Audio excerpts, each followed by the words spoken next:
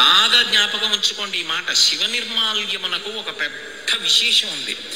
శివ నిర్మాల్యము అంటే శివుడికి పూజించినటువంటి పదార్థం నేల మీద పడి ఉండగా తొక్కినా, దాన్ని దాటినా పూర్వజన్మలలో చేసుకున్న పుణ్యం, ఇప్పటి వరకు చేసుకున్నటువంటి పుణ్యం పోతాయి. అందుకే ఎవరు నందీశ్వరుడి మీద అలా పెట్టేస్తారో వాళ్ళ వల్ల పోతూ ఉంటుంది ఇతరులకు పుణ్యం. ఎందుకని వాడు నంది మీద పెట్టి వెళ్ళిపోతాడు. గాలి వేసింది, ఆ మారేడు దళాలు కింద పడిపోయినటువంటి మారేడు దళాన్ని వెనక వెళ్ళిన వాడు తొక్కాడు. ఇప్పుడు ఆ పాపం ఎవరిది? ఇద్దరికీ వస్తుంది. కానీ ప్రధానంగా పాపం ఎవరిది? నందీశ్వరుడి మీద పెట్టిన వాడికి. నందీశ్వరుడి మీద పెట్టకూడదు. అతిభక్తి అన్న పేరుతోటి అఘాయిత్య పనులు చేయకూడదు.